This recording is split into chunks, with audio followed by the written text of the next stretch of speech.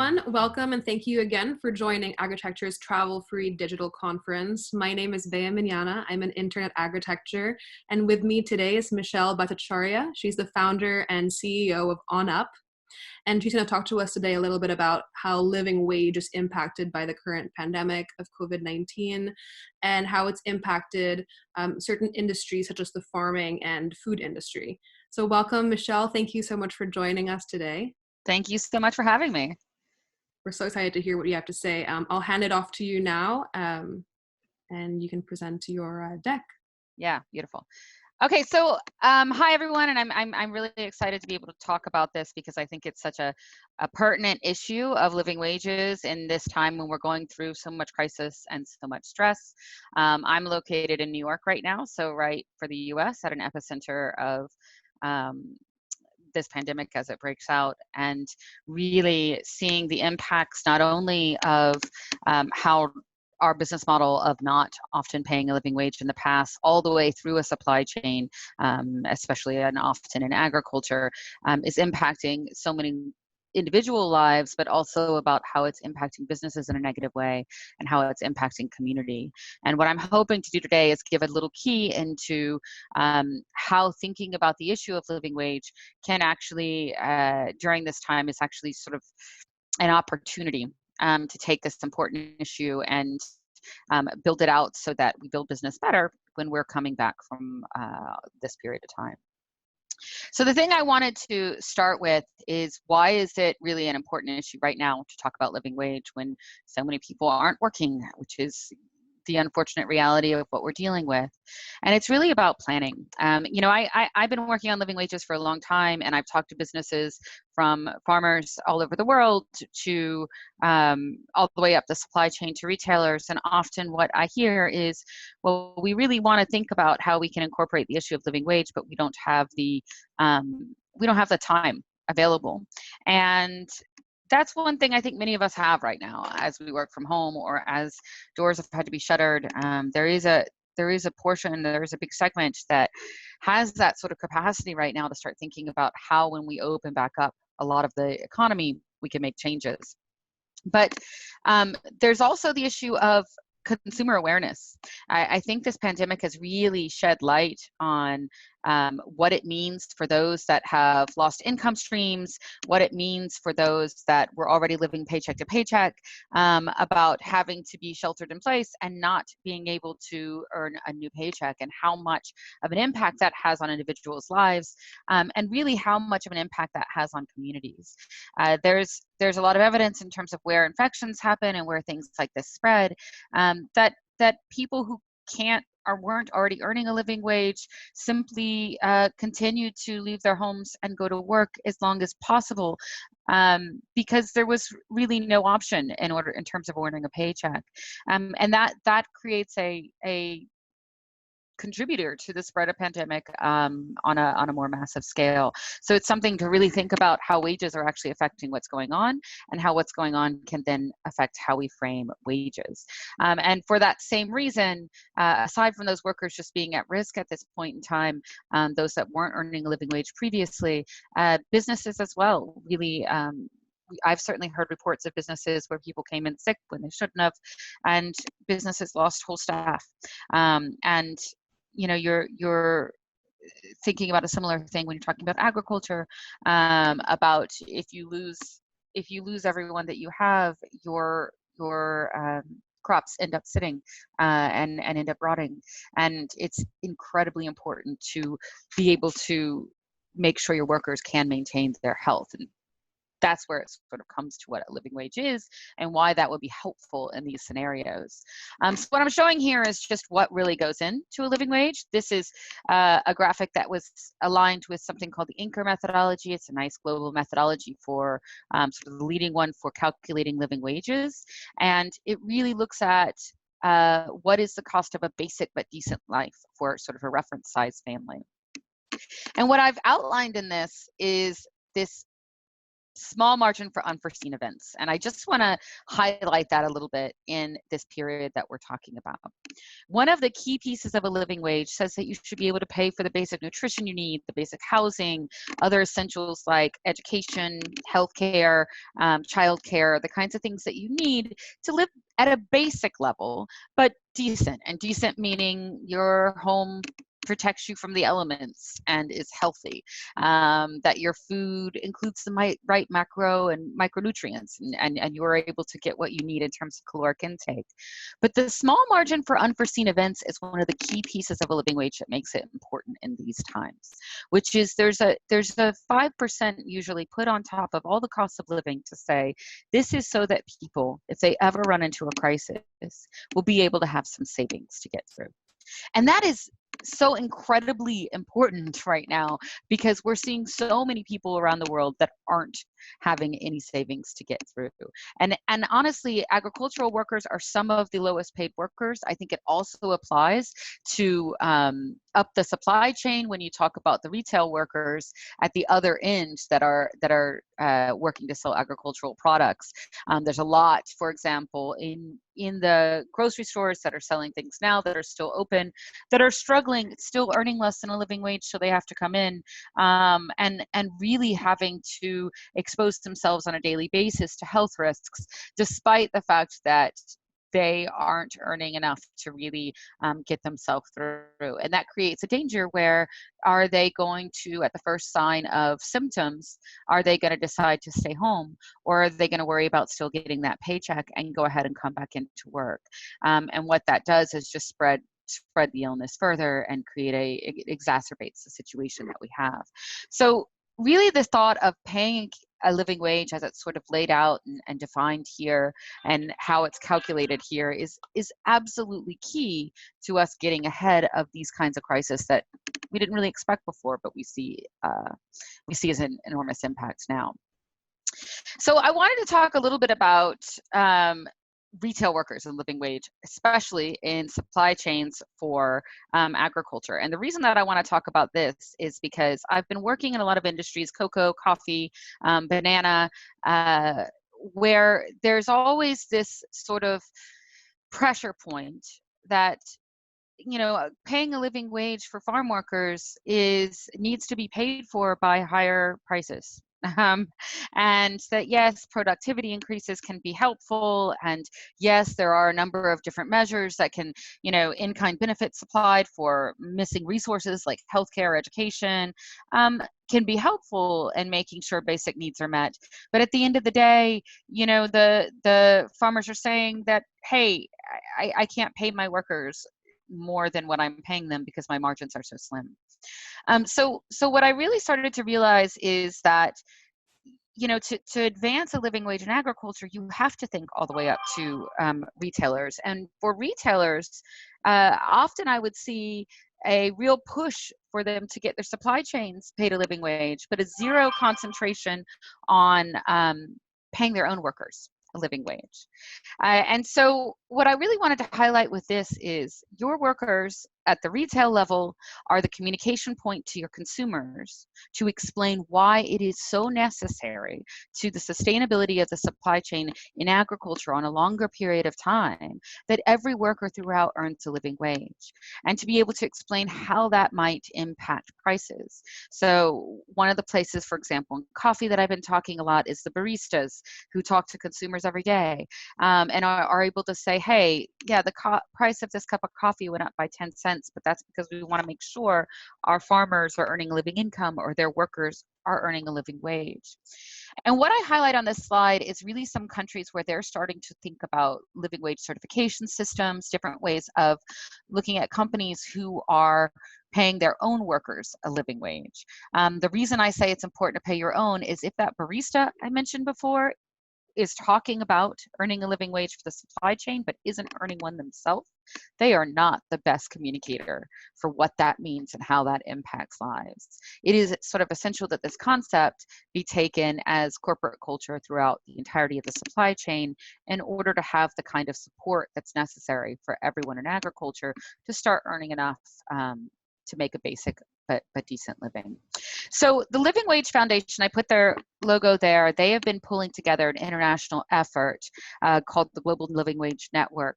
And there are representatives from the different countries I've mentioned on this slide that are trying to start similar efforts in their countries about looking at living wage for own employees, and then thinking about how then do we talk about or encourage those to look at how they can implement a living wage throughout their supply chains. So, you know, I think that there's an exciting opportunity to support these efforts as they grow from the retail side, and what that really means in terms of how it works down to the farmer or producer of any given crop is understanding what everyone's responsibility is in the supply chain to make sure farmers earn a living income and that they can pay a living wage. So, you know, what I've noticed is there's a lot of pressure being put on farms. That I met with a banana farmer once, and he was telling me that, hey, I really get that my workers will be more productive if I pay a living wage. I get that, you know, they will be healthier because they'll be able to get medical care better. I get that they are less likely to work more jobs than they can handle, and so I'm going to get better attendance at my job site. I get that in so many different ways, I'm going to benefit from paying my workers a living wage. But if you look at the cost of a living wage for everyone I employ and the labor hours that go into these bananas, and the price that I'm getting, it's physically impossible. There's no way I can cover it. And I think that's indicative of the situation in a lot of different industries. And so what I put together here is sort of a tool for, regardless of where you are in the supply chain, to communicate with producers, to start understanding what your role is in getting them enough of an income to cover a living wage, assuming current productivity, and that you're not addressing it from that angle, but just looking at something like covering the cost of sustainable production for wages. So the first thing is understanding, and these numbers are something I gave for a coffee example, what percent of production is labor. In coffee, it's typically upwards of 70% for each bag of green beans that's sold. Or each pound. And what do you currently pay your workers or earn for yourself at an hourly rate? Typically, this is the minimum wage in a given country, wherever that crop is produced. And then finally, what is the living wage and what's that gap there? Now, I mentioned the Global Living Wage Coalition there because it is a good resource to go to for a large number of living wage benchmarks that apply to agricultural industries around the world and are in agricultural areas around the world. I'll show you a map of those a little bit later. But the concept behind looking at this, and I'll see if I have it.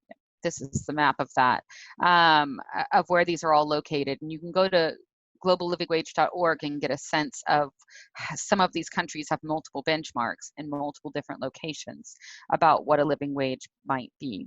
But the reason I talk about that is because if you understand in the farmers and producers that you're working with what the gap is between what people are currently earning, either as a living income for smallholder farmers or as a living wage for those on plantations, is what the gap is between that and the living wage estimate. And let's say they need a 30% increase in wages to get to a living wage. Well, you can think about what that would mean for the price that you're paying for coffee to cover that cost of a living wage, regardless of where, or for banana or for cocoa or for whatever you're working on, regardless of where you are in the supply chain, by applying that increase to the 70 or whatever percentage of time and cost of the product you're buying is going towards labor. And see simply, well, what is that gap between what I'm paying now and assuming current productivity and current situations for the farmers I work with, what I would need to pay to make sure a living wage is paid. And I mention this because I really want to take the pure responsibility that has been so pushed on farmers to cover all of this, and distribute it more throughout the supply chain, and say that the responsibility of farmers then is to ensure that any additional income doesn't just go to profit, but goes to workers, and that they are also taking on a percentage of the responsibility for their own workers. So I mentioned these living wage benchmarks before. Again, you can go to globallivingwage.org. That's the Global Living Wage Coalition's website to see these.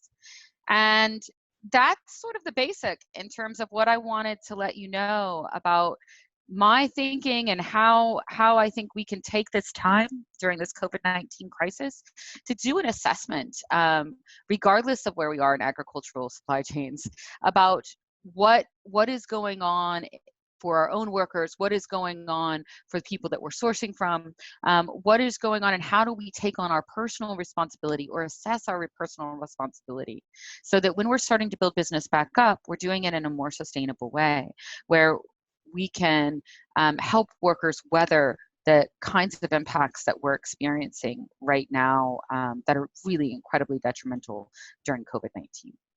So thank you. Thank you so much, Michelle. That was an incredible presentation and extremely relevant, especially now during the time of coronavirus. Before we get into any questions, I wanted to ask first what inspired you to start your company. You know, the whole purpose of On-Up is to help corporations and organizations really create social and economic change across entire systems. It's now is really bringing light to how important that is. So what inspired you to start your company? Yeah, absolutely. So I have been working from producer side with farmers for quite some time. I used to be with Social Accountability International as their director of operations, and then moved on when we started to form the Global Living Wage Coalition, which was a group of standard systems, Fair Trade, Rainforest Alliance, SAI, a lot of others that came together to think about one way of estimating living wages around the world. And that's the methodology I really mentioned in my presentation. We needed someone to centrally coordinate that effort. So I started managing that Global Living Wage Coalition for from inception until the end of last year, and really, or the end of 2018, beginning of 2019. But the key for me to really leave that was we were doing some incredible work and I was working with some incredible people, but I was constantly finding that there was a certain wall that you hit when you're centered specifically on farmers and producers. And, you know, especially I've been engaging with the World Banana Forum and the banana industry a lot. And I heard a lot of response that, yes, we can increase productivity here and there, but, you know, and we can look at different ways to solve this, but it's not going to get us the whole way.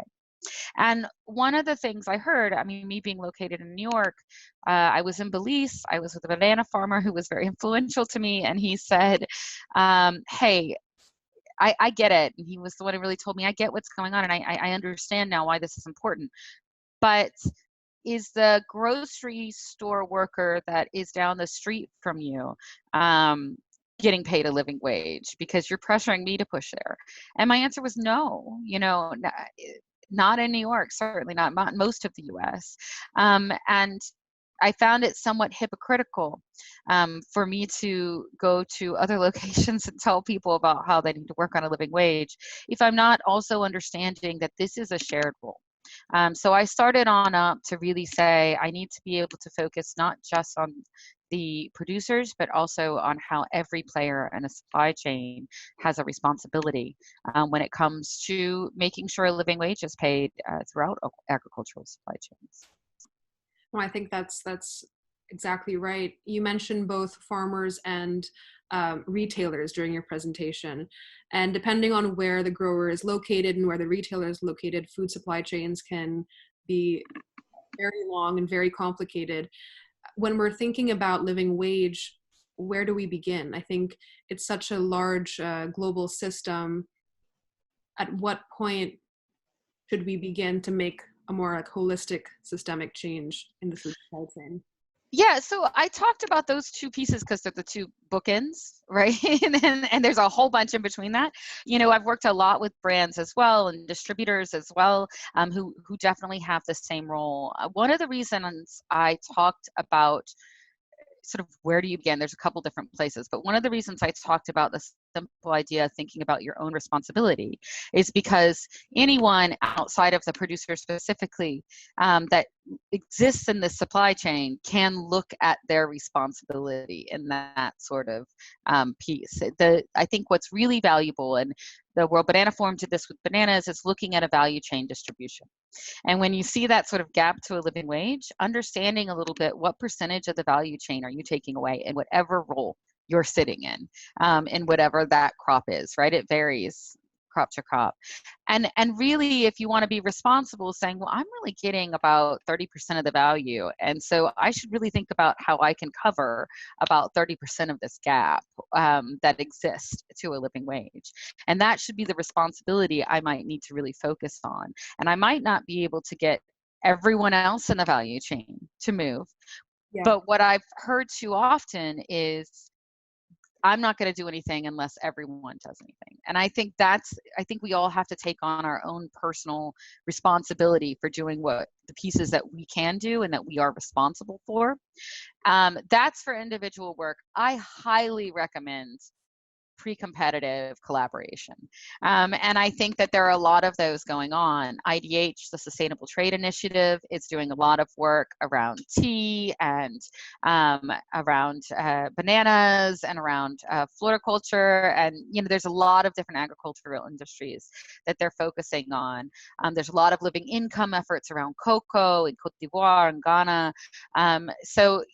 There's a Malawi Tea Project, which is really incorporating a large range of stakeholders throughout the supply chain and elsewhere. Those kinds of efforts, I think, are key to get in on. I think the best way, if you don't see one that is already existing in the specific area where you work, to sort of start pulling that together is if you have an industry association or organization that you often align with, letting them know, we think this is an important issue. We want to talk about it. Right now, I've been working with the Specialty Coffee Association, for example, to start figuring out how can we, keep integrating something for specialty coffee in terms of looking at these issues. There's a lot of opportunity to organize and collaborate on some of those things. GIZ is doing a lot of work in this, the Living Income Community of Practice, standard systems. So, that's one of the things, if someone didn't know where to go and wanted to follow up after this, I'm happy to try to direct you to some of these sort of multi-stakeholder pre-competitive collaborations on how to address this issue. That's amazing and so helpful for everyone watching. I was interested to know, in light of COVID-19, a lot of companies and individuals are kind of looking to themselves and really reevaluating how we're treating the essential workers of our society, essentially. How do you think COVID-19 will impact that in the long run, and how do we help companies and organizations sustain that outlook towards the system, even after coronavirus leaves or is, cured? Yes, it's so I think that this is a huge opportunity. I mean, I hate to put it in that way. It's a horrible situation. Everyone is suffering. Businesses are suffering. Individuals are suffering. Our communities are suffering. But what this is a great opportunity to build it back in the right place. Everyone is acknowledging and seeing a huge thank you for the workers that are likely earning minimum wage around the world, that are essential to making sure we have food to eat, that we have certain care available to us. We are really sort of reframing and understanding that a lot of essential workers are low wage workers.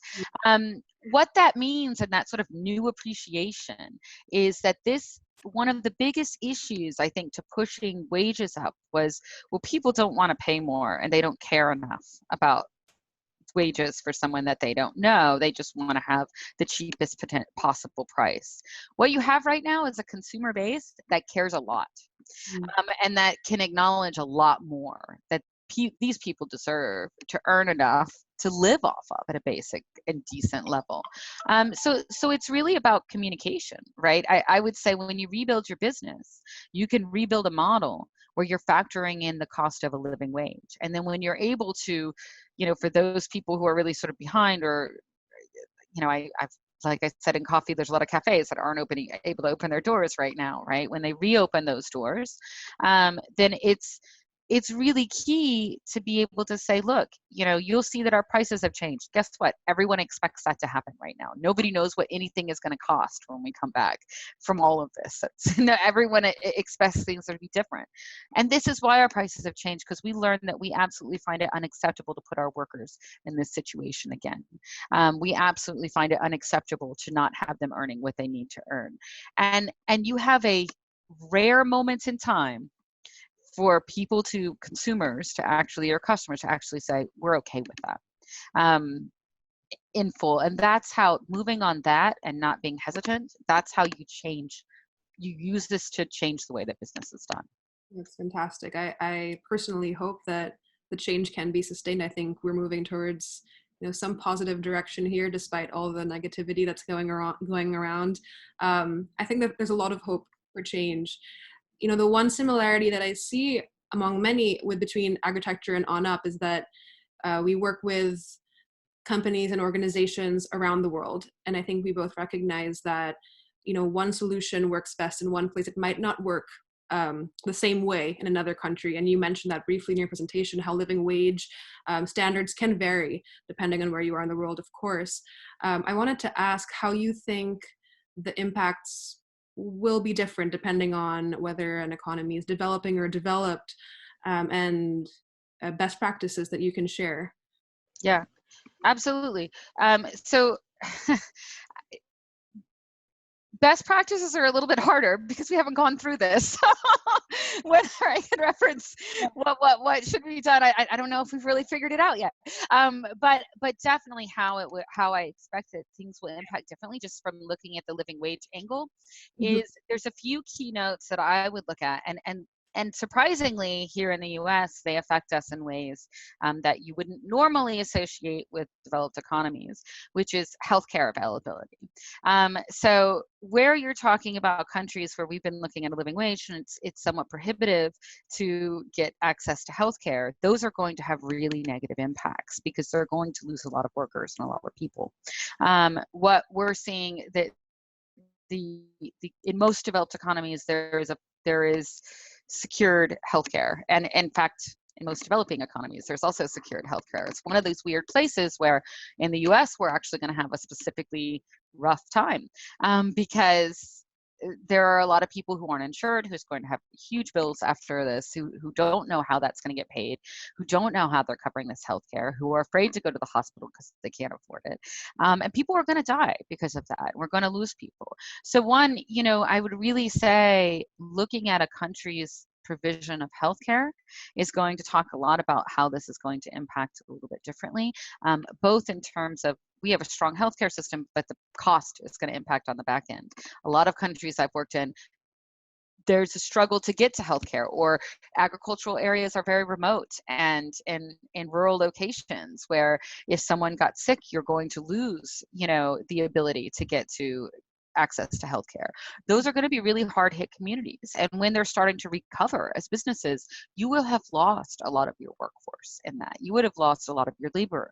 And so that I think is going to be something where we really need to think longer term. And I don't know what the best practice is yet for getting back on our feet in those kinds of recovery situations.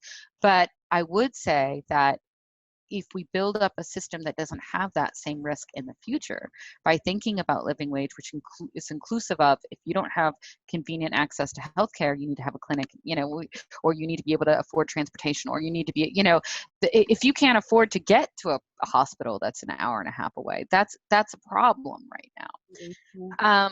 So I would say that's the most glaring one right now, is the healthcare issue in this crisis. But again, addressing the living wage issue makes sure that we don't run into that in the same way in the future. Great. No, that's really helpful to have just an idea of how this might impact different types of communities and societies. And thank you, Michelle. This has been such an important and insightful discussion, especially during this time. Thank you so much for sharing that with us. Thank you so much for having me. And I wanted to ask if our viewers would like to learn more about On-Up and what you do, how can they best contact you and where can they go for more information, if you'd like to share?